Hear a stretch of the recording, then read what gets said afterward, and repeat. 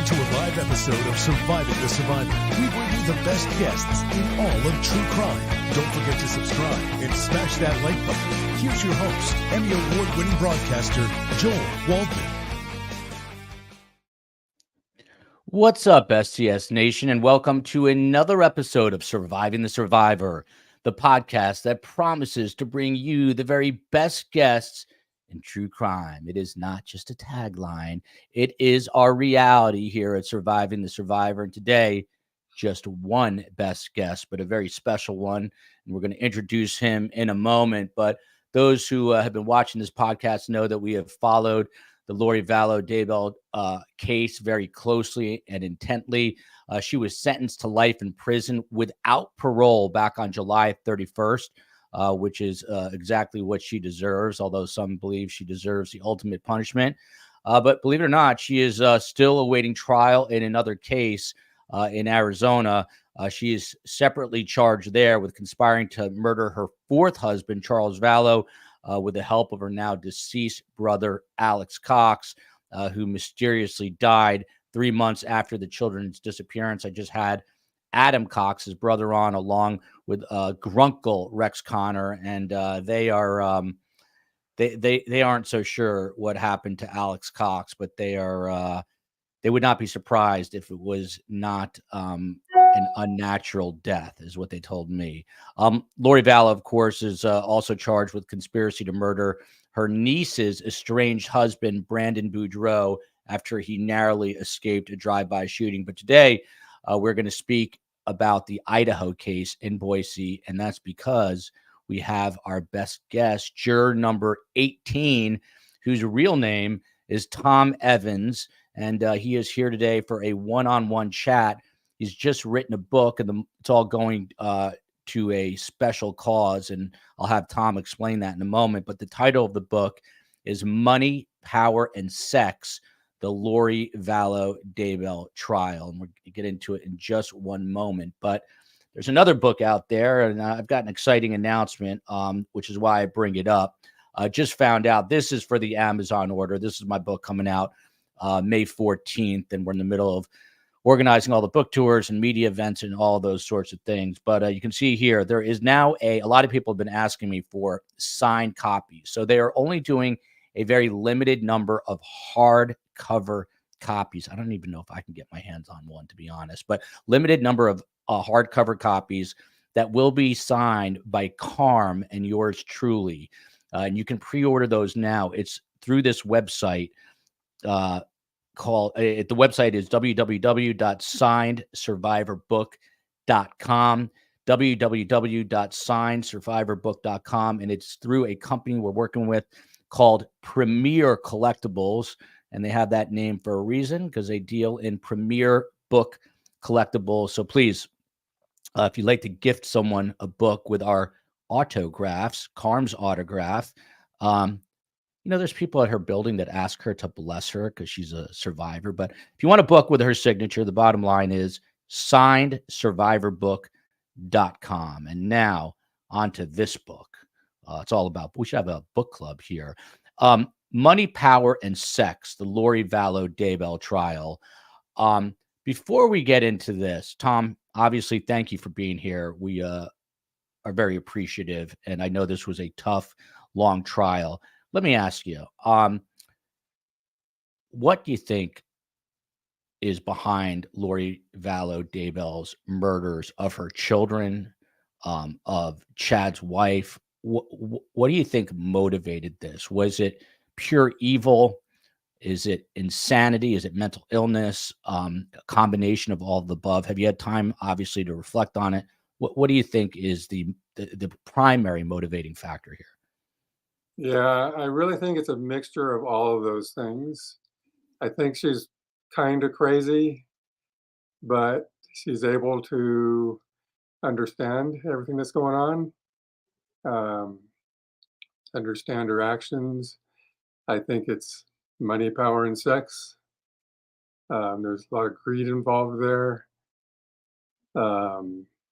Just a lot of different things. It's really tough even now for me to understand how it happened. Yeah, and I mean, You just said Money, Power, and Sex. I mean, you could have named it Crazy Doomsday Mom. A lot of titles. Why Money, Power, and Sex? How did those three words come Those to were you? the first words that I heard out of prosecutor Lindsay Blake's mouth when the trial started. There you go. There's the answer to that question. Can't help but notice it's an interesting cover. What is the story behind the cover? That is Lori with her head down, and obviously the orange prison jumpsuit that we've seen her in with a prison number. But what is the story behind the cover? Yeah, that's my my biggest memory of her in court was her looking like that, kind of facing away with the hair kind of covering half of her face. Um, but the cover was done by the sketch artist Lisa Cheney, Mm. and hers were the only images that anybody got to see during the trial because it wasn't televised. So I thought it was important to have her do the cover. Mm.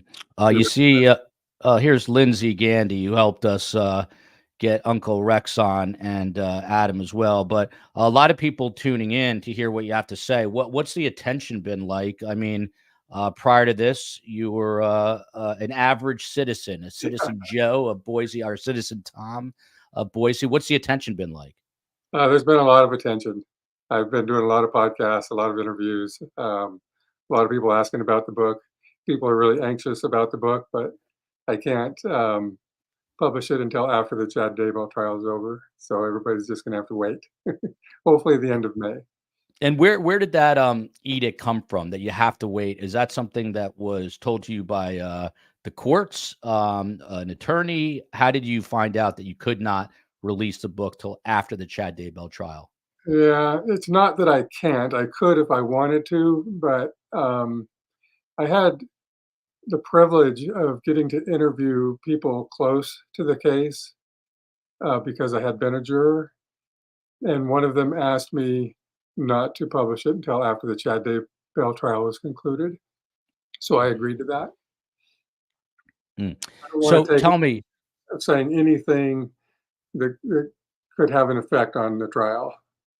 understood, and I think everyone appreciates that, especially the attorneys, the judge, and everyone who's going to be trying that next case. Shout out to Janice Gould for a super sticker here, much appreciated. Friend of the show, Analytical Blarney AB, gifting some memberships. So I always say, best guest, better community. So just tell us, jurors have a big job. Most of them are just regular, hardworking people who are called in to do their civic duty. What were you doing, or what are you doing? What are you still doing? But what were you doing prior to the trial? Tell us a little bit about yourself, your family. Who are you? Sure. Um, Going into the trial, it was spring, and I do a lot of my work outside in the spring. I wait for the weather to get good so I can get outside, and we own a bunch of houses. So usually I like to do painting, roofing, whatever needs to get done during that time. And I kind of had all that planned out and lined up and ready to go when I got called in and found out that I was going to have to wait 2 months. And so take us to that moment in time. The way it works, you usually get something in the mail, a jury summons. I assume one day you go to the mailbox and there's a summons for you to come to jury duty. Is that correct? Exactly. And when you saw that, had you done jury duty before? Did you have any idea what it was related to at the time? I had never done jury duty before, and I had no idea what I was being called in for. Even when the first thing you do is you fill out questionnaires from home, and that was the first week. And the second week, I actually got called in to the courthouse and went into a jury room with hundreds of other people. I didn't know they were all for one trial. I just thought it was business as usual there. And it wasn't until I actually went into court one day to get questioned by the judge and the attorneys that she was sitting there. Lori Daybell was sitting there, and then I knew what it was all about, what I was in for. Yeah, so I cheated a little bit and looked at a couple of your other interviews. And to be honest, I don't usually like to do that because I just like to have a natural conversation, and I don't want to be biased in any way. But one thing that struck me is, I think you said it was a jury pool of about 200 people. Did you know at that time when there was 200 people in a room or being called in, bunches at a time? Did you know it was for something big at that point? Or I did you did just not. not? Did you just not? Yeah. It was more like 2,000 people. I think it was over 2,000 uh, potential jurors called in for this. And of that 2,000, they were going to choose 18. So even when I knew what it was for, and I knew all those people were there for the same trial, I thought, well, I'm not going to have to worry about this. There's no way I'm going to end up serving on this trial. The odds are, way in my favor here. You won the juror lottery, I guess. So the thing I was getting to a second ago is that one of the things that struck me is, I guess during voir dire, if I understood this correctly, at one point you actually see Lori Vallow, and you had read about her very like on a surface level, not in depth. So you kind of had an idea. But you said I think other jurors were very emotional seeing her, and some people started to cry. Is that true?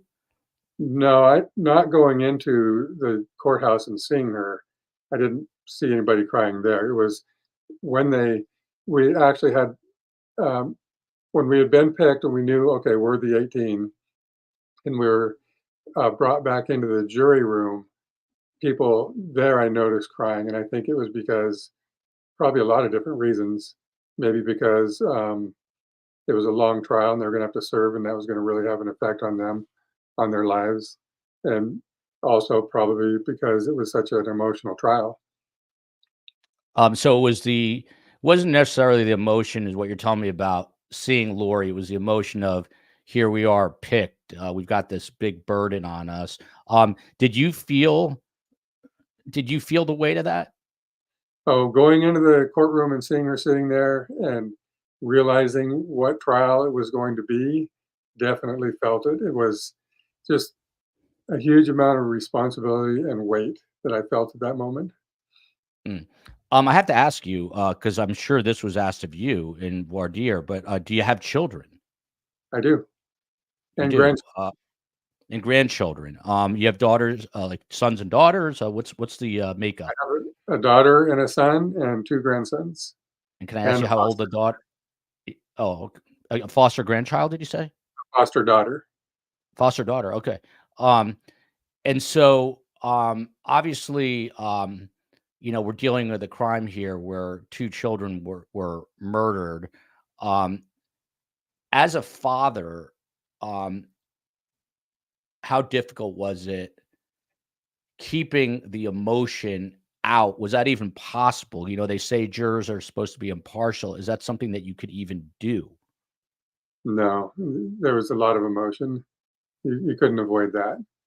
And yeah, having grandkids that are young, and I think, the day I met Larry Woodcock, he and I talked for quite a while after the sentencing. So the whole trial is over. I go to the sentencing in Rexburg, and he and Kay were just by chance staying at the same hotel that I was staying at. So after the sentencing, I went back to the hotel, and they were sitting there in the lobby. So I went and talked to them. I actually met them just a little bit earlier, but still didn't know they were staying at the same hotel. But anyway, went back and talked to him, and the thing was that I was missing the birth of my second grandson to be at the sentencing that night, and Oh, so I could really relate to Larry's feelings at that moment. wow. And I know it's a personal conversation. I've had Larry and Kay on, and I absolutely love them. Can you just, without details, but can you kind of give us a gist of what Larry said to you? Did he thank you for your service as a juror? Did he say you guys made the right decision? Just kind of generally speaking, what did he say to you? Honestly, so when I first met him, it was at Chad Daybell's, just off of the property, Chad Daybell's property. Um, we went out there. A couple of the other jurors and I decided we wanted to go out there and just take a look at the property. And I had gone out there earlier by myself on my way into Rexburg, And when I was out there by myself, nobody else was out there, and it was kind of just a sad moment for me looking over under the property, and I could see where Tylee and JJ had been buried. Anyway, I went back to the hotel, met up with my other two jurors, and they wanted to go back out, so I went back out with them. And when I went back out with them, now there was a crowd of people out there, and Kay and Larry were there being interviewed. And so we just kind of stood back for a few minutes and let the interview be finished. And when it was over with, uh, Kay and Larry came up to us and hugged us. And I honestly don't remember what they said. I have no idea what Mm. words were spoken there, but just the warmth that I felt, the sincere warmth and thankfulness, I guess, that they had for me that really impressed me. Just back to the timeline. So this is after the sentencing when you went to visit Chad's house. Is that right? Yeah, it was right after well, when I went to the house, it was actually the day before the sentencing. The day before. And so just, you know, take us there with you. You of your own volition decide you want to go look at this. This is their final not their final resting place, but where they were murdered, and hopefully Yeah. you know, but what was it like to be there and see it with your own eyes?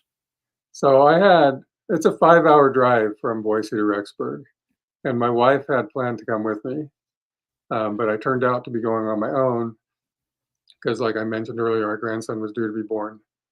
So she decided to stay home. So I had a lot of time to think on the way there. And as I came into Rexburg, uh, I just thought, I really should just drive by the property. So I put it into my navigator and did that. And like I said, I ended up just sitting there by myself. There was a little turnout there, and I pulled into that and sat there by myself.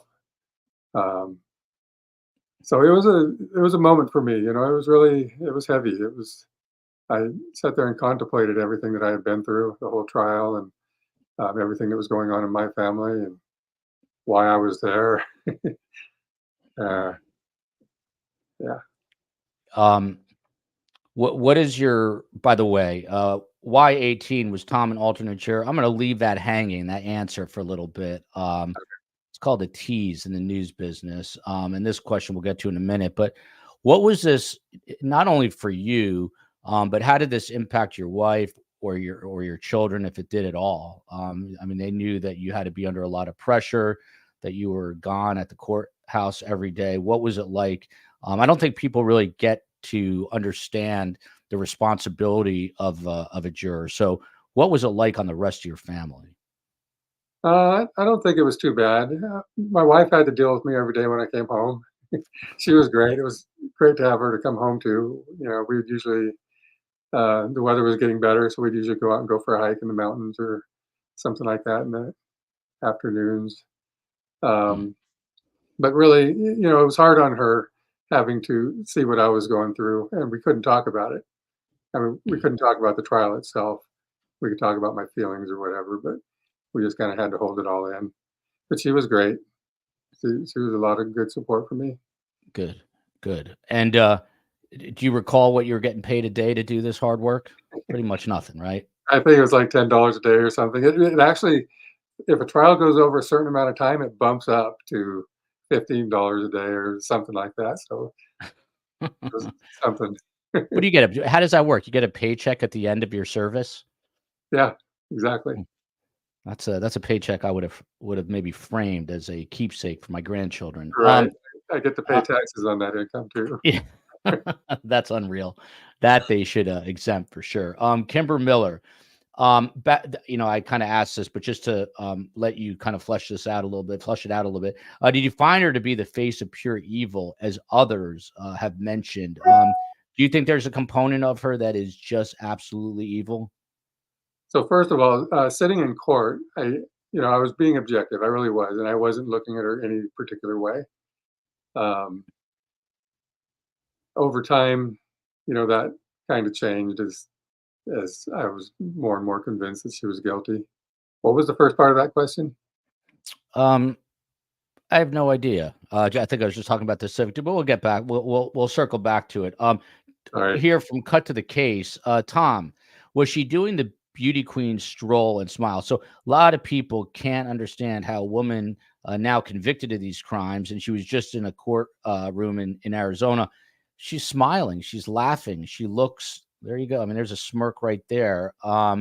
So did you catch those smiles and those smirks? And when you did, what was your reaction?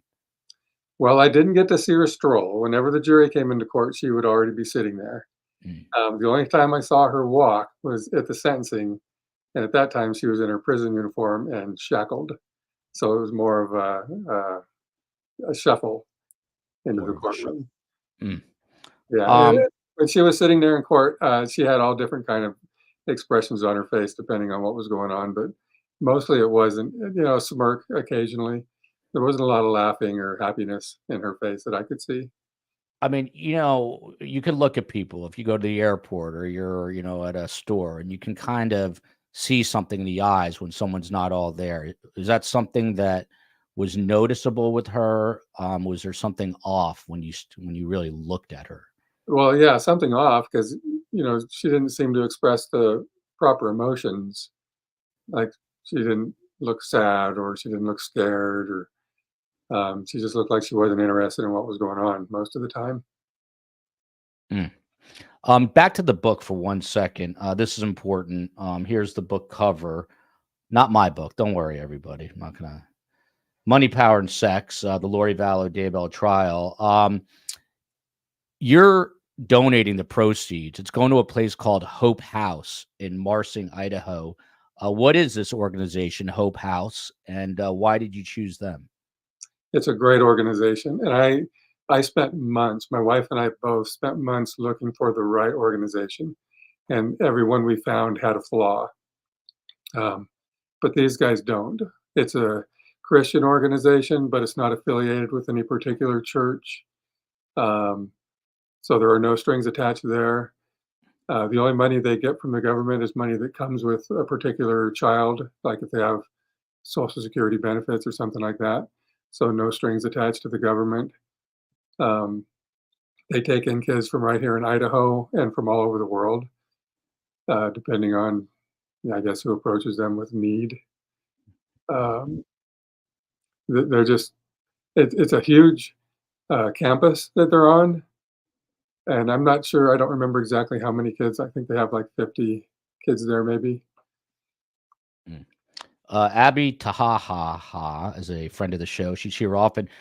She wants to know, do you think that most of your fellow jurors all had something in common, or were you all very different? You had to get to know each other. Tell us a little bit about your fellow jurors. Yeah, so we spent a lot of time in our impossibly small jury room, and we couldn't talk about the case. So the only thing we could talk about is our families and our lives, whatever, anything but the case. So we did kind of get to know each other. I think it was a diverse group of people. There were, I, I think there were all different political viewpoints. Um, there was about 50-50 men and women. And I mean, are the are the conversations in that room a little painful because you don't know each other? If you don't like small talk, it's probably or if you're not an extrovert, it could probably be a little difficult. What was it like for you personally? Right. So that's me. I'm not into small talk and I'm not an extrovert. But I did, the people sitting, there weren't like assigned seats in the jury room, but we all would always end up in the same spot, it seemed like. So I kind of got to know the people right next to me more than anything. There were some people who were really loud and talked a lot, and more quiet people who would talk quietly or just keep to themselves, mess with their phones or whatever. I don't know. But I did get to know some of them pretty well, and I actually have made friends and keep in contact with You them. do. That's great. And did you get the sense that everyone was taking the job seriously, that it was a civic duty, that they were listening, to Judge Boyce and taking the direction seriously? Definitely. Everybody was taking it very seriously. I'm not a big note taker. I tried just to more listen and soak it in, but there were people who had reams and reams of notes. But everybody in their way was taking it really seriously. Mm. Um, T Lemon is along the same lines as what I'm about to ask you. This question a little more specific. Do either of you, I think meaning you, know any of the people? Because there are people from the area that were in this so-called doomsday cult. But I'm curious. You said you knew a little bit, but not too much. Expound. What did you know? What had you heard prior to being selected? Yeah. So I didn't watch a lot of local news. And Smart whenever it man. was on, I kind of just didn't really pay attention to it because it was just kind of sordid and I just wasn't interested in it. I just kind of turned away from it whenever it was on. So I knew who she was. I could recognize her face. Um, I knew the Chad Daybell's name. I don't think I would have recognized his face. I didn't have any idea who Alex Cox was or any of the other people involved. I think I knew the names JJ and Tylee, but that was it. That was really all I knew. I spent, it was the COVID years. I spent a lot of that time up in the mountains. We have property up there, and I was building a cabin up there. So I would just kind of get away from the city and get away from it all and spend a lot of time up there. Do you have any idea? Were there people on the jury that literally had never heard of her? Do you know? Not that I know of. I don't, I can't really say. I don't know that for sure. Um,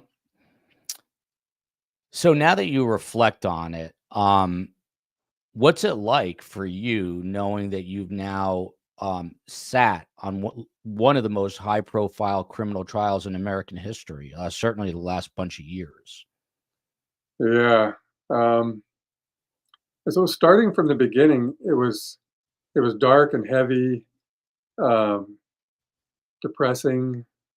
I didn't want to be a part of it, but as the trial went on, those emotions changed for me. I listening to the testimony of all the police officers, the FBI, everybody involved in the case.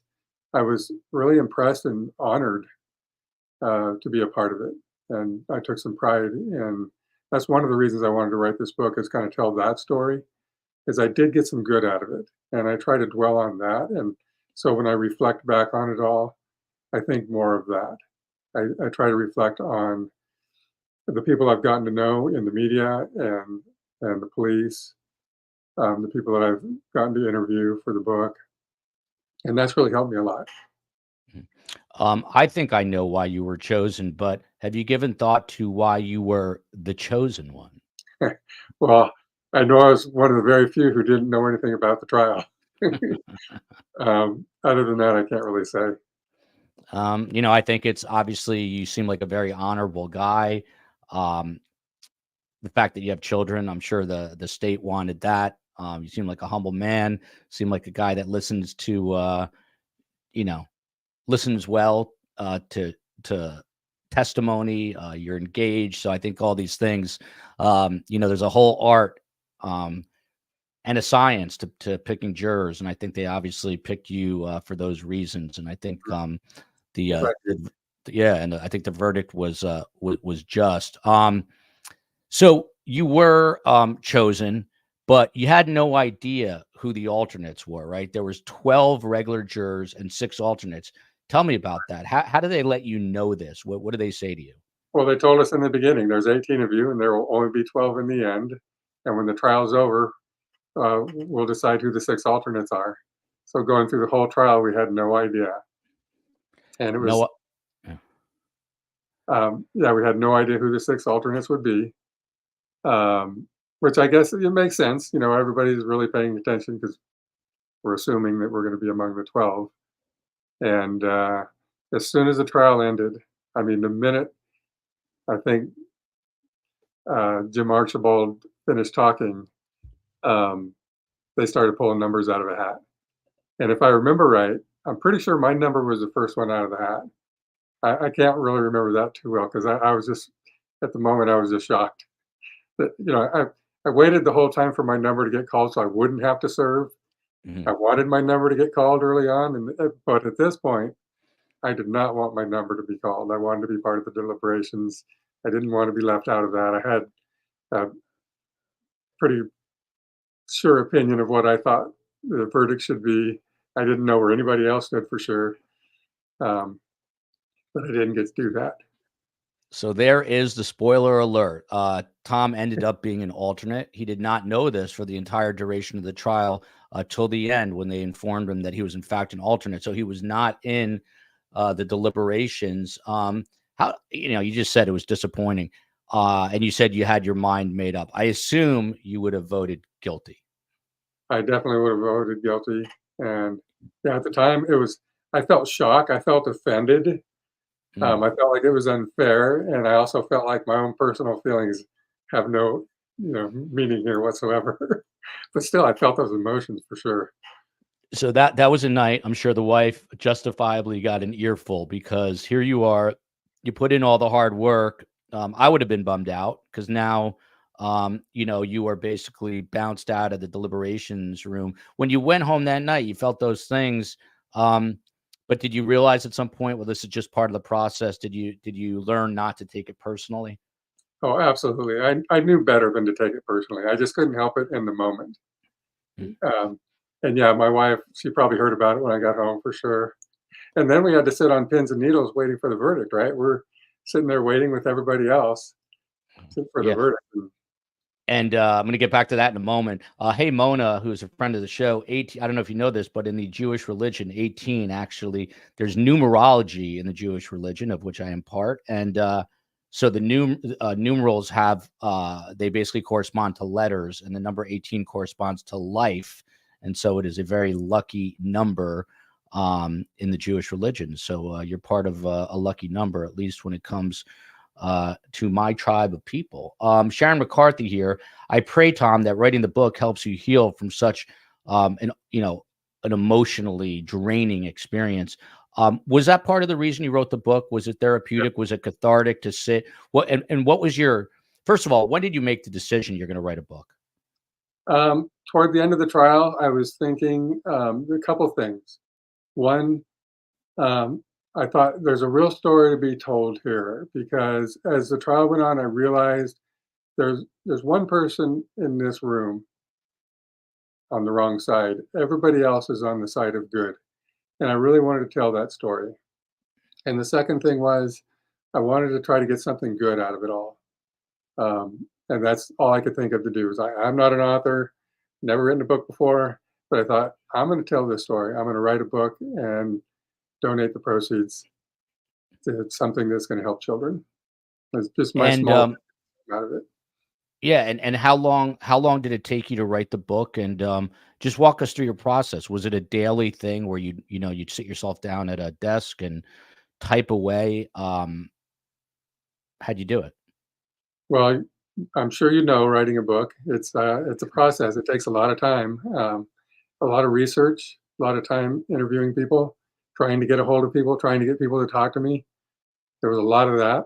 And yeah, a lot of time writing, rewriting. I've rewritten the book, I don't know how many times. I've gone through the whole thing and not rewritten, but changed things as I've gone. Until it's finally, I feel like now I'm still on my last go through. And I've said that several times, but I think this will be the last one because I'm running out of time. And it's no, go ahead. Go ahead. I was going to say it's in the hands of the publisher now. So once they start doing their edit, I'm done changing anything. Yeah, I was told to back off. There's a point where they're like, back off. You're not touching this again, because you always want to get your hands back on it. I'm curious. Did people approach you? Did publishers approach you as soon as this was over? I'm sure Good Morning America, the Today Show, all these places reached out to you. But did book publishers come to you saying, "Hey, we want you to write this story"? No, no book publishers did, and I had no idea how that worked. So I had to try to find a publisher, and the way it works nowadays is no publishers are really even willing to talk to you unless you're Grisham or somebody like that. So I ended up going with Genius Publishing, which is kind of in between self-publishing and the old-fashioned kind of publishing. Yeah, it's a grind, and it's a tough business because most people aren't even reading anymore. They're just either listening or watching podcasts, or I don't know what people are doing anymore. But Lindsay Shea, Did the other alternates have the same reaction as you? Do you know if the others felt the same way as you? I don't know. I don't think I've talked to any of the other alternates Mm. since the trial. Dr. Vonda Kay is a friend of the show, and she's a doctor, and she wants to know if you saw any moments of shame or sorrow on her face, on Lori's face. Yeah, not as much as you would think. And the only time I saw real emotion on her face was when they were showing the pictures of the exhumed bodies. Um, she had a way of slumping down in a chair where you can't even imagine how she's still in the chair. She's so close to the floor. But she would be slumped down in her chair as far as she could be, and her head turned completely to the side, just looking down. And, that would be for like an hour or two. She would be in that position. She's if you had Dr. G explain, she's a friend of mine that does body language behavior. It doesn't take Dr. G to figure out that she was basically trying to disappear. She didn't want to be seen. So I'll go back and watch some of Dr. G's videos on that. He's a brilliant mind when it comes to that. But it is interesting that you got to see the body language up close and personal. Sarah Adams, another friend of the show. Big question here and a difficult question, but if the death penalty had been on the table, do you think you would have voted for it if you were in the deliberations? Fortunately, we weren't confronted with that. But in a way, I was, and I don't know why, but I thought a lot about that. If it had been a death penalty trial, I think it's harder on jurors than you would imagine. I've always been, I'm kind of like, I'm for law enforcement, and I want hard sentences for people that deserve them. And I think that, I would have been for the death penalty in her case, but it would have been hard to do that. But I still would have done it, but it would have been hard. I don't know the answer to this, so forgive me if I'm being ignorant, but during voir dire, are they allowed to ask you your political affiliation? Do they do that? I don't know if they're allowed to. They didn't. They didn't. I'm interested in finding that out if anyone knows. Religion, Yeah. I'm not sure what's off limits in voir dire. So STS Nation, they're the I would say best guess, better community. They'll have an answer for me at the bottom of this chat. I can guarantee you that. I'm curious because I'm a news guy. I was in media for a long time, and all of us, Wesley John Holmes and Aussie in Tokyo, probably very therapeutic too with writing down your thoughts for the book. I imagine that is definitely the case. But as a news guy, we all have, it's impossible not to. You become immune to it. I have friends who are surgeons, and they talk about the conversations they have in the OR, Philadelphia shoulder surgeons in this chat right now. They talk about some weird things. They get immune to the fact that they're cutting open a human body. We see these headlines all the time. This one murdered, this kid, we're looking to do a story about Madeline Soto, who was just found murdered in Orlando. Horrific stories. I'm wondering if this experience changed the way you look at the news, the way you look at headlines, the way you look at these alerts on your phone, if it has given you pause that these are real human beings. Yeah, I guess so. Yeah, I think it affects me more when I see it than it did, because I didn't see it firsthand, but I was actually part of this case. So, yeah, I think so. Mm. Do you think that people, am I wrong, or do you think that people are sort of immune to this? You hear we're in such a violent country and these headlines dominate. Do you think people are immune, or do you think that people really absorb what is going on individually? I don't know if they're immune. I don't think they necessarily absorb it all. I think they kind of ignore it, like I was doing before this case trial started, kind of avoiding it because it is what it is. It's the reality of the world we live in, and there's not a lot we can do about it. So, just kind of ignore it. Tennis girl, and since she just bought my signed book, obviously I have to take her question, Tom. I'd be a fool not to. What part of the evidence was most convincing to you of her guilt? They always say you've got to follow the evidence. Don't follow your heart. Don't follow your head. This is not emotional. This is, you're supposed to be the impartial jury that just looks at the evidence. So when it came to the evidence, what was it for you that compelled you to think that she was in fact guilty? And I get that question a lot. And I think so. It's an accumulation of things. There was no aha moment. There was no time when I went, "That's it. That's the one thing that makes me believe that she was guilty." There was none of that because it was a circumstantial case, right? Mhm. Um, she wasn't even at the scene of the murders, so it had to, it was the text messages, the emails, the idea that people were zombies and they had to be killed to drive the zombies out of their bodies, and that she had called these particular people zombies. Um, her messages with Chad, her crazy beliefs, all of those things added up. The fact that the kids were buried in her husband's backyard, So all there's, together. yeah, there's statistics out there, and that jurors basically make up their minds in the first few days. Did you feel like you arrived at a point where you knew you would vote guilty early on? Do you remember what stage of the trial it was in that you felt this shift, even though it wasn't an aha moment? It wasn't early. Um, Probably toward the middle of the trial, and the weird thing was that we listened to a lot of really expert witnesses, a lot of FBI specialists, and the Rexburg police, and those guys, they were really on the ball. They did their job really well, and I believed everything that they said. But what influenced me more were all the flaky prepper type people that had been associated with Chad and Lori. What they had to say was more proof of guilt to me than all the expert witnesses. Mm. So one of the toughest parts of the trial had to be the autopsy photos and crime scene photos. Pat Ferguson wants to know how you felt when you saw these photos. I think being a human being, you were probably appalled, but take us into your mind. I think I read that, you had to kind of glance at them. You had to see them, but you didn't want to see them too long. So tell Right. us what that experience was like and how you dealt with it.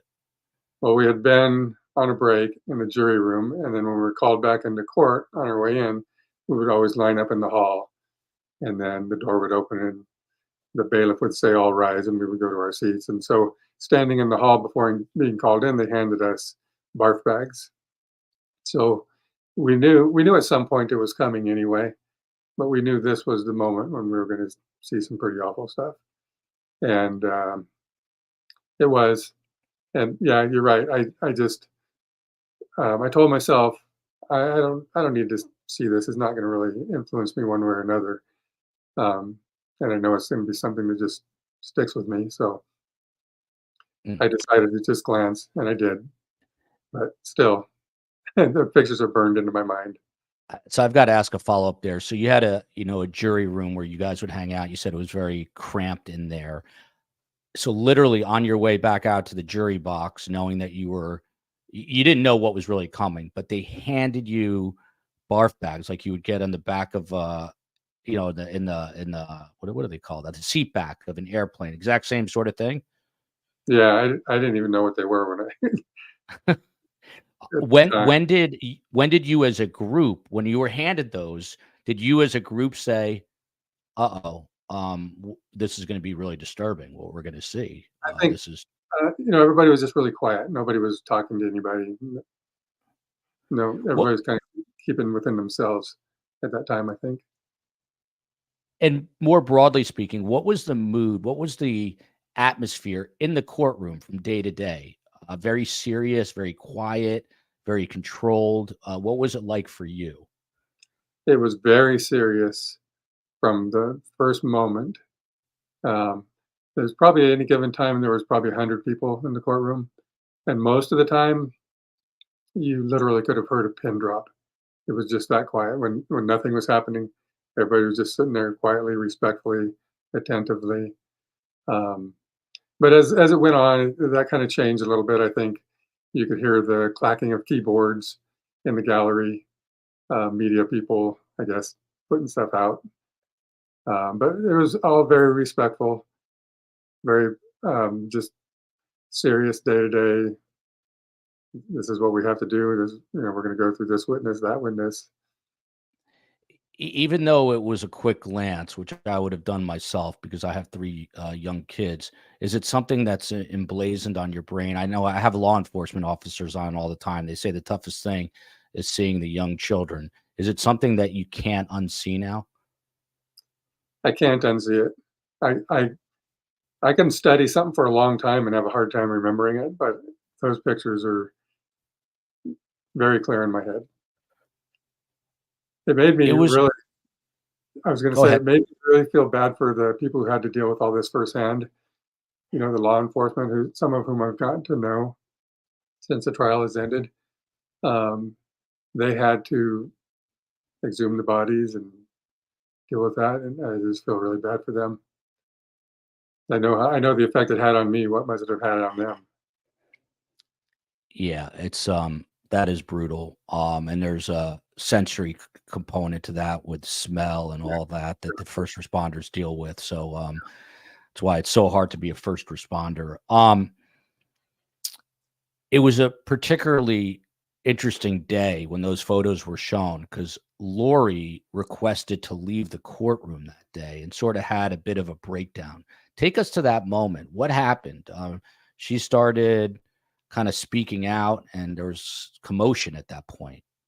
So we didn't get to see any of that. We spent an hour or 2 in our jury room, not knowing what was happening in court, but knowing something was going on, or we would be in there. But whenever they could, they left us out of all of that. So we didn't even go into court until like probably 10 o'clock that day. And then, of course, when we went in, she was sitting there, but we didn't know what had happened prior. You didn't know. And that makes perfect sense now that I think about it. From look at this Carmy girl, my mom's Carm. Were there any conflicting feelings of voting guilty yourself or other jurors based on the perception that Lori Vallow Daybell has mental health issues? Is that something that crossed your mind where you said, you know what, this woman has such a unhealthy brain that I can't convict her, that she belongs in even though, insanity wasn't on the table. So that wasn't even an option, was it? No, it wasn't. And I thought about that a lot. Is she crazy? Is she not crazy? It doesn't matter in Idaho. She only needs to be fit for trial in Idaho, and whether she's insane or not, she can still be guilty. So, we didn't have to worry about it in that sense. But I did think about it a lot. And my thought was that, yeah, she's got to be, on some level, she's got to be insane. But on the other hand, she knows enough to lie about all this stuff. She knows how to manipulate people. She knows what's going on. So she's not crazy in the sense that, like, the guy out on the street ranting is crazy, thinks he's talking to somebody who's not there. She's not crazy in that way. So I did not have any problem with that. And it's good to know. Just a quick programming note. Tomorrow at 12:30 p.m. Eastern, 12:30 p.m. Eastern, so everyone around the world can tune in at a normal hour. We have Matt McMahon coming on. He is the father of Rachel Morin's oldest child, Faye. Rachel was murdered back in August, and her killer is still on the loose. And he is going to be joined by Scott Duffy and veteran homicide detective Phil Ramos. So that will be very compelling. There's new information on that. And those who followed the Laken Riley murder at the University of Georgia, some people thought that suspect may have been linked, but it turns out it was not. But we'll ask, he was not, but we'll ask Matt McMahon about that tomorrow. And then Thursday, as they say in news, we are efforting to do a Madeline Soto show, horrific story out of Orlando. And it's getting worse because there were some leaks by the sheriff's office out there and some other problems with law enforcement of crime scene photos. So we are looking to do a show on Madeline Soto, may she rest in peace, on Thursday at 2 p.m. And that is because the UFC is in town and I want to take my kid to go see some of these athletes. And he doesn't know that unless he's watching right now. And my daughters too, by the way. Canine Catherine, who was in Maui, which was ravaged by the fires. One of the nicest people I have come to know in this community. I'm curious about the questions they asked too. I would imagine it meeting during voir dire. It is very geared to each case. I have jury duty March 11th, Tom. Any advice? Yeah, get out of it. No, I'm just kidding about that. I don't mean that at all. But yeah, be prepared for. I don't know what your case is or how long it's going to be, but be prepared for it to have some effect on you. This is a good question. I'm glad PSS asked this. Our resident surgeon, not a resident, but our surgeon in residence at STS. Did you want to crawl into a hole, Tom? You seem like a very wholesome man. When they were reading her text messages, the computer fell on this question. Tom doesn't want to answer it. You got it. Good. What about these crazy text messages between Chad and Lori? They were something else. I felt sorry for the guy who had to read those. I forget what his name was. There was a detective, Hart maybe. Anyway, he had to read those in court. And I thought, what is this guy thinking, having to read this stuff out loud? And my thought was, what he's thinking is he'll do whatever it takes. It was bizarre. Stuff. Yeah, it was painful to talk about it, and I talk about a lot of weird things on this show. But just me, did you feel any doubt about the murder of Tammy Daybell? Was that tougher for you? Did I feel any? No, that seemed pretty obvious to me what happened there. I just have questions about it still, though. What would those questions be? So the medical examiner who did her autopsy after they exhumed her body described the bruising on her body, and we saw pictures of the bruising on her body. And there was just a little bruising around her arms, where like if somebody were holding her down. And that was his reasoning for saying that she had been asphyxiated. But my thought was, she would have been really fighting, and she would have been a lot more bruised up than that if somebody's trying to kill her and one person's holding her while maybe the other person's asphyxiating her. So my question was, I wonder who else might have been there for that, and maybe we'll find out. Coco wants to know if these are the important questions. Did you get lunch every day? Did they serve you lunch? Yeah, we got lunch every day. They would bring in lunch from one of the local restaurants. That's kind of them. You know what? When I was at the maybe at Charlie Adelson, they did get lunch. I'll have to find out. I feel like I would see the jurors going out to lunch every day. I'll have to find out about that. Well, they kept us pretty tight.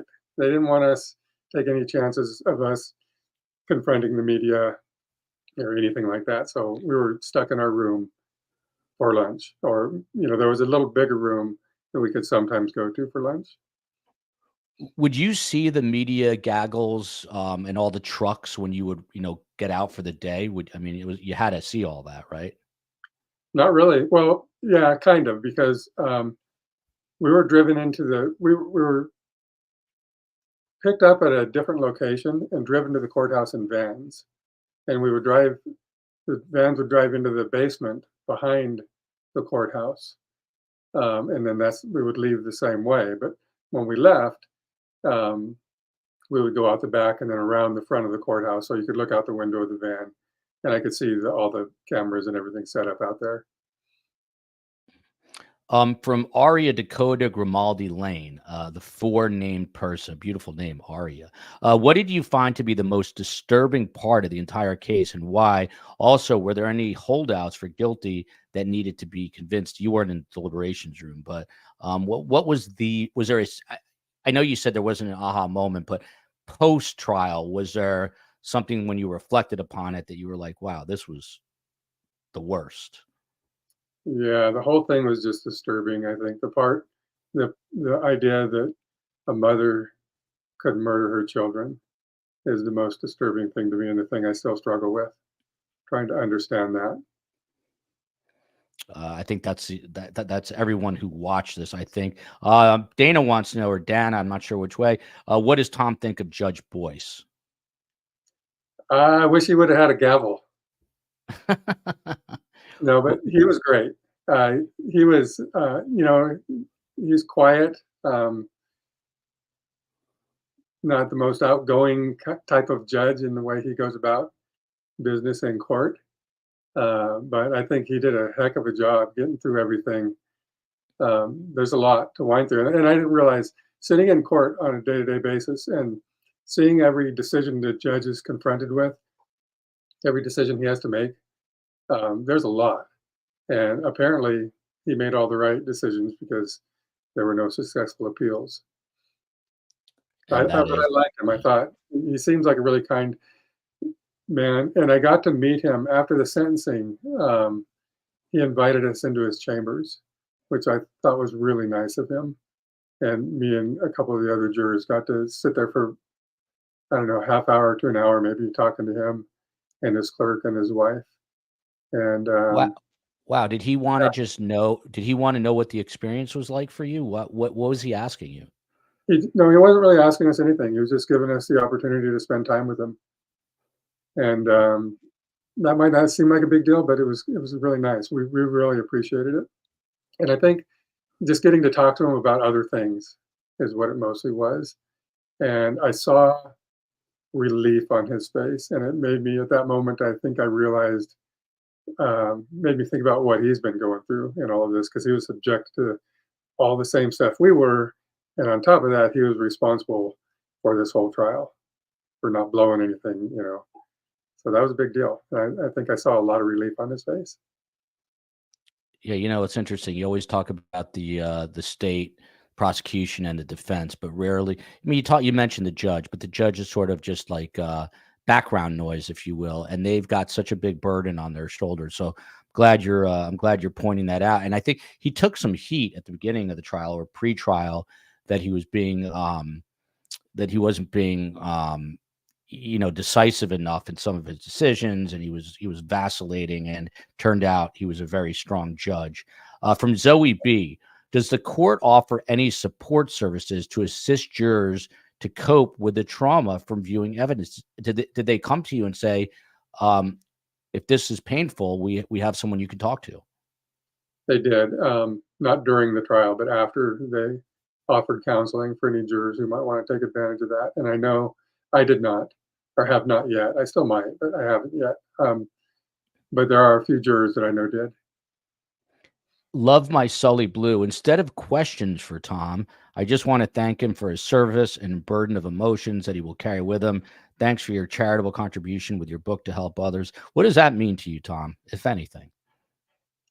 Her comment there? Yes. Yes. I'm appreciative of that for sure. And my contribution, just trying to get something good out of it, it's just my honor to do that. Back to the crying for a moment. We talked about this at the very beginning, but Sherry's News wants to know, were any jurors crying in the jury room, I guess, from day to day during the actual trial, knowing what happened to these two beautiful children? Were there moments where people just couldn't suppress kind of their poker face and had to just let it out? Yeah, there were moments where there were a lot of tears, definitely. And mostly, I think, from the mothers who were on the jury. There was one juror in particular who was really young, and I could just see that this was really having an effect on her, and I don't think it was fair to her to be there. I don't think she should have had to serve. But she did, and she stuck it out. She lasted through the whole time. I hope she's doing okay now. When you say young, how young was she? I think she was like 21. And was she in deliberations, or was she an alternate? I don't remember. I think she was in deliberations, but I can't say that for sure. Wow, that's something But she's obviously. I don't think she had the life experience, to really be prepared for something like that. None of us do, but especially somebody that young. I have a feeling the defense wanted her in there to maybe persuade a young mind. I don't know, but to you, you mentioned that the probably the most difficult thing were these autopsy photos, but in terms of kind of verbal testimony, the people who got up on the stand, who struck you as the most powerful? Obviously, you had Lori's oldest son, Colby. You had Kay Woodcock. You had Tammy Daybell's sister, and a slew of others. Is there one person or maybe a couple of people that really struck you? Well, you just mentioned them for sure, those people. Um, and also Audrey Bertiero, I think is how you pronounce her last name. She had some things to say about Lori, and Lori was staring daggers back at her when I, Audrey was I testifying. don't recall Audrey. Is she a friend? She was a friend of Lori's, yeah. She was associated with Lori. And unless I'm getting the wrong name, she was the one that was saying that Lori threatened to kill her, put her in a bag, and it'd be bloody and just all kinds of stuff like that. And then she was actually cross-examined by Jim Archibald, and that's when he said, "Do you expect us to believe all this last crap or something like that?" And it was the one time that I saw in cross-examination the defense kind of put up a fight against the witness. And when you say you saw Lori kind of throwing those dagger eyes at her, could you see like a immediate shift in obviously in her reaction, but was there an indication there that there was something more behind those dagger eyes, that she could take it to another level? That's how I felt. I mean, I don't know that for sure, but that's definitely how I felt. The way she was leaning forward for once and just staring at the witness in a real threatening manner made me think, okay, she's used to having a lot of influence over these people. From DB here, I feel like I was going to ask you something else. That's why I paused for a second, but I'll swing back and get it to you on the back end. I feel like the jurors would feel horrible if they didn't make the guilty verdict. It's a tough situation to be in. I guess the bigger question here, there's obviously a sense, even though you guys aren't able to speak, but you see people crying, you know that they're emotional. You're not in the deliberations, but was there any, I don't know, is there any kind of nonverbal cues where you feel some semblance of pressure that, hey, I know this guy next to me, I can tell he's going to vote guilty. So if I get into that room, I feel this pressure to maybe align with this, with these other people. I didn't sense any of that. And I think mostly because everybody was so respectful of everybody else. Yeah, I just didn't feel any of that at all. Ann Ritchie says, I don't think she has mental problems. She killed, got the money, got away with it, did it again and again for money. And from Scotland. Do you agree with her? On some level, yes. But then still, how could she do it without being a little crazy? How could she kill her own children? So I agree, but still, there's that question in my mind. Rosemary wants to know if you're going to be watching the Lori Vallow trial in Arizona. Yeah, I think I will. I'm definitely interested in what happens, and I guess it'll probably be televised, so I'll watch what I can of it. I'm not going to go there and watch it. And right here, you plan to watch Chad's trial. I read that. I know the answer to, but what is it? I'm definitely going to be there every day for that one because I'm writing a book about that trial also, or more about focused on Chad Daybell and kind of a sequel to the one that I've written. And tell me about that. So you've already made up your mind. You're going to write a book about Chad. How come? Because there's still so many questions to be answered. And I'm hoping that during that trial, a lot of those questions will be answered, but we'll see. But there's just the deeper you dig into this case, the more layers there are. I think I heard Rex and Adam talk about the layers of an onion, and it's so true. It just keeps coming, and there's no end to it. And there's still so many questions. So, yeah, they say that truth is stranger than fiction. Do you agree with that assessment after this experience? You couldn't make this up, and I don't think anybody would want to make this up, right? I mean, it's not like something you would make a movie out of. It's too horrible.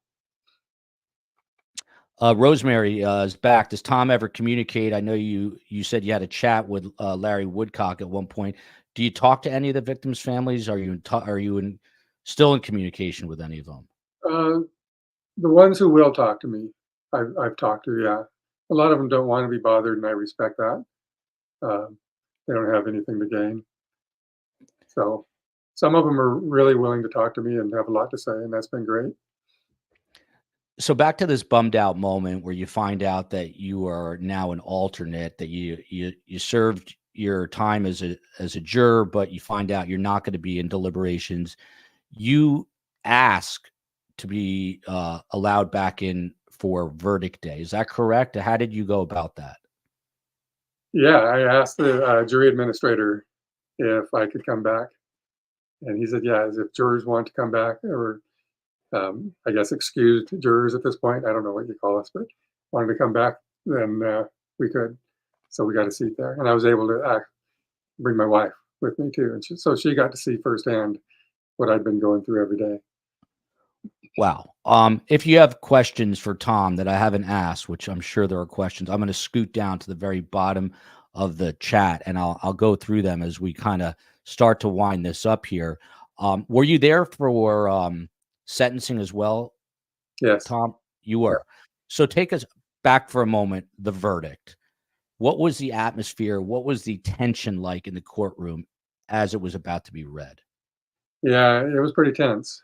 We were brought into the courtroom, and myself and the two other excused jurors got seats behind her in the back of the courtroom for some reason. And my wife was brought into the gallery, and there wasn't a lot of room in the gallery. Everybody was already sitting there waiting, and we were all brought in through the back door. Nobody knew who she was, and they were asking her questions like, "Who are you? What are you doing here? Are you family or what?" She didn't know what to say, so she just kind of sat there quietly. But it was very tense in that room. And when you finally heard those words, guilty on all counts, they read each count separately. What was your immediate reaction? I was just relieved. I was pretty sure that's how it was going to go, but still, for everybody's sake that was involved in this, I was really on pins and needles waiting to hear for sure that that's what was going to happen. Wow. The culmination of a crazy trial, long trial. At sentencing, Lori Vallow Daybell was sentenced to 5 consecutive life sentences without the possibility of parole for her involvement in the murders of J.J. Vallow, Tylee Ryan, Chad Daybell's wife, Tammy. And then at the sentencing, she made this stunning statement claiming that her children were not murdered, Tom, and that she still talks to them in heaven. Did you hear her utter these words? Were you close enough? I know sometimes it's not easy to hear within a gallery or a courtroom, but did you hear her actually say this?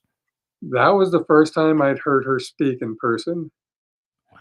And I was shocked that she was going to speak. The judge offered her, they call it the right of allocution, and he offered that to her. And when she took him up on it, it was just bizarre. And yeah, the things that she had to say were just crazy. And there was a lot of emotion in that courtroom. That was the Rexburg courtroom where the sentencing was, but much smaller, more built back in the early 1900s, kind of more of a Western vibe at that courtroom. So it was more fitting, I thought. But yeah, the things that she had to say, she talked about her near-death experience, which never happened, and she talked about talking to Tylee and JJ and her dear friend Tammy, and just it really upset a lot of people in that courtroom to hear her say those things. Yeah, that's like it's haunting to hear you recall it. From Nan R, here we'll do some wrap up questions. Tom, did the sidebars get you frustrated? It's interesting that she asked this because in the Michelle Troconis trial that we all just watched, there were a million objections and people got frustrated. But what about the sidebars? Did that get to you? More just boring than anything. You just had to sit there in your seat and wait for it to be over. And sometimes they would go on for 10 or 15 minutes, and you got to listen to the white noise. And what are you going to do? You can't talk to the other jurors or anything. So just sit there, stare off into space. Rosemary getting the brunt of the questions tonight, not on purpose here, but good questions. Who did Tom think was the mastermind behind the killings, or did he feel Lori, Chad, and Alex were equal in masterminding the murders? So that's a really big question. And at the time of the trial, I had no idea who really was the mastermind.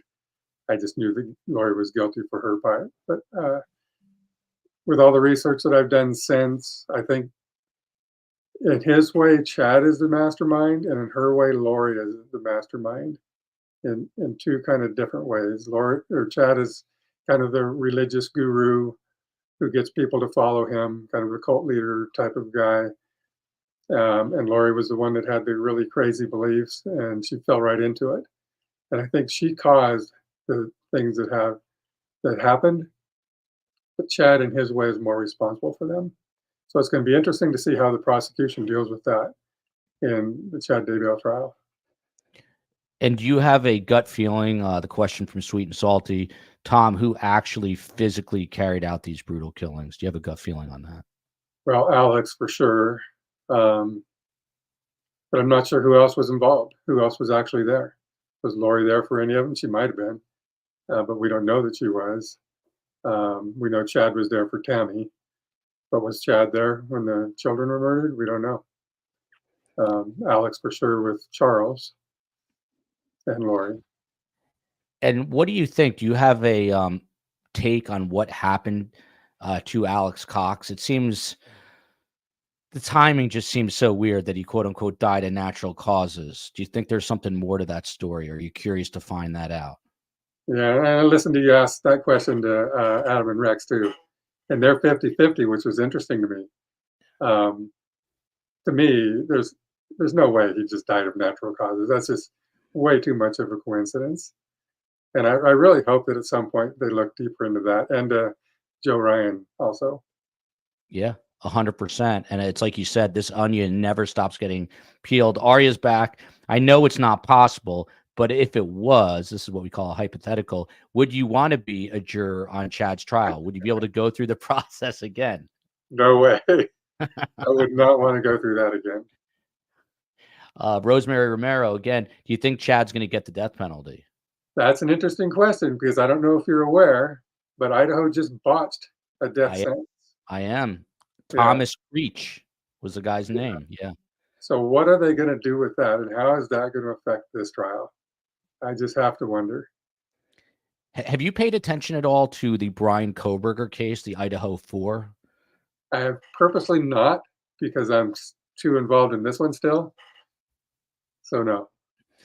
That's another death penalty case.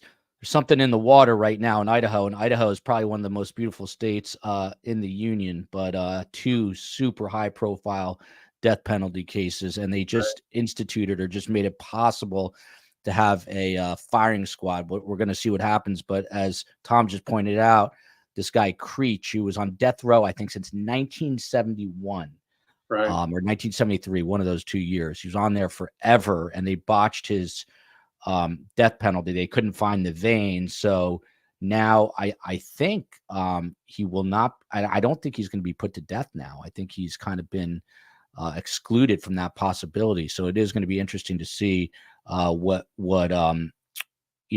someone just wrote here. Lori's hair on the duct tape. What kind of impact did that have on you? None. I mean, Lori's JJ's mom. Her hair is going to be everywhere.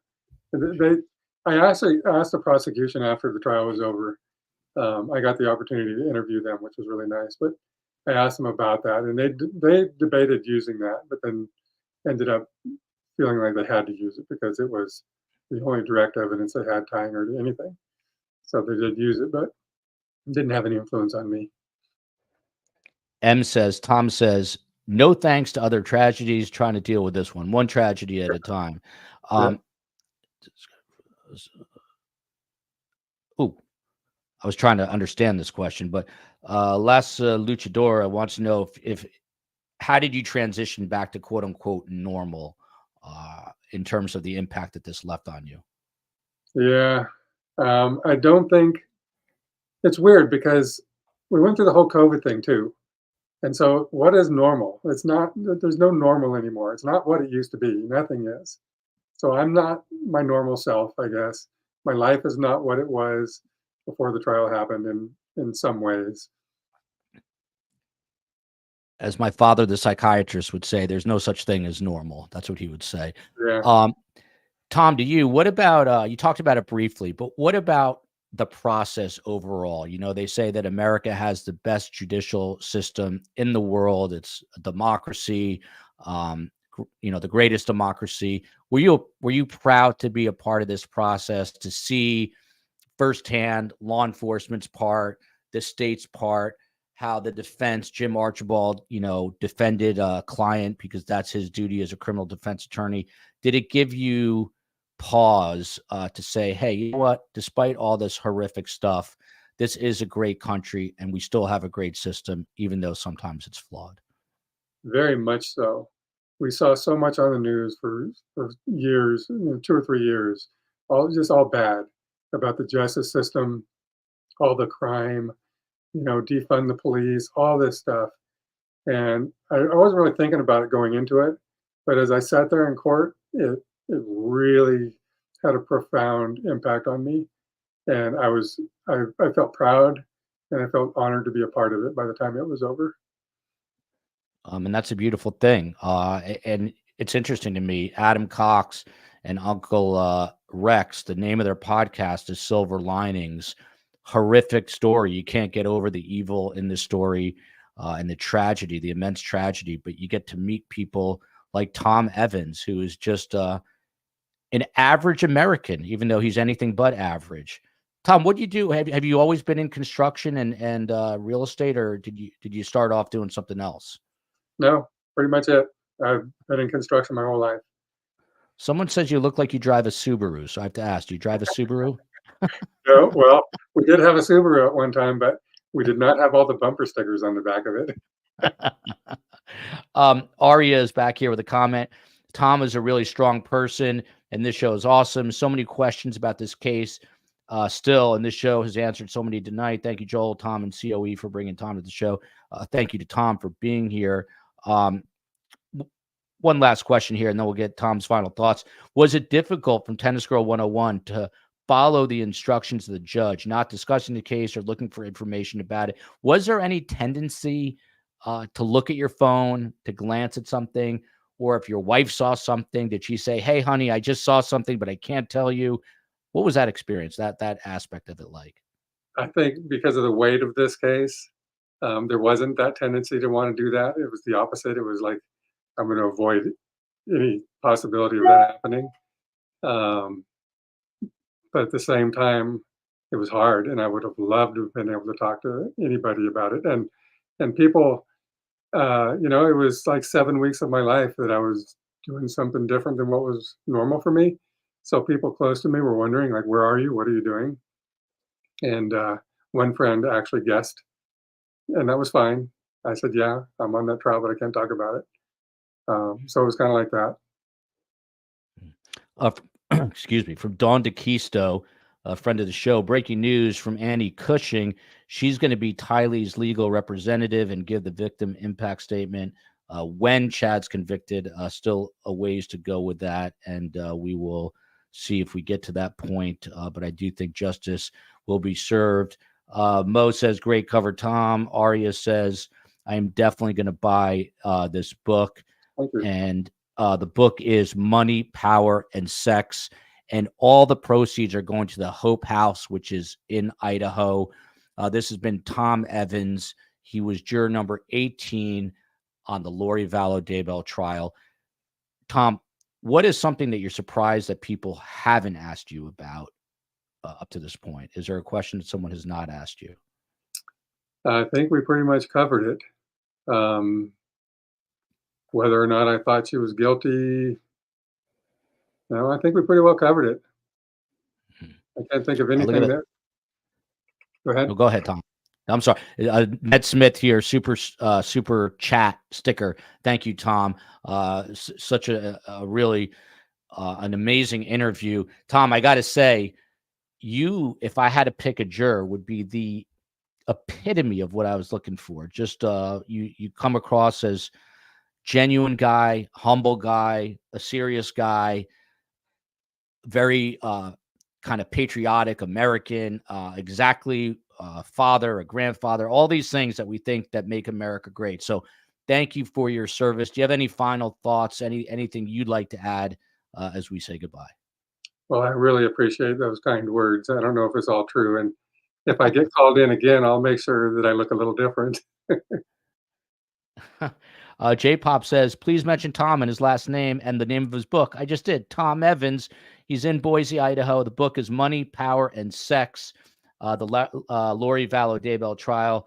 And this was done by the courtroom sketch artist there. And you are looking at the cover, but now you get a full shot of Tom's handsome face, even though he does not drive a Subaru any longer. Tom, I'd love to have you back on when we get into the Chad trial, maybe to do some best guest analysis. What do you think? I would love to come back on. This has been really fun. Awesome. Thank you for being here. Stick around for 1 second, Tom. Love Thank you, you. America. Love you, Boise, Idaho. And, of course, justice for JJ, Ty Lee, Tammy, and all the other people who've been drawn into this never-ending onion, which the peel seems to go on and around and around. We'll see you tomorrow, 12:30 p.m. Eastern Time.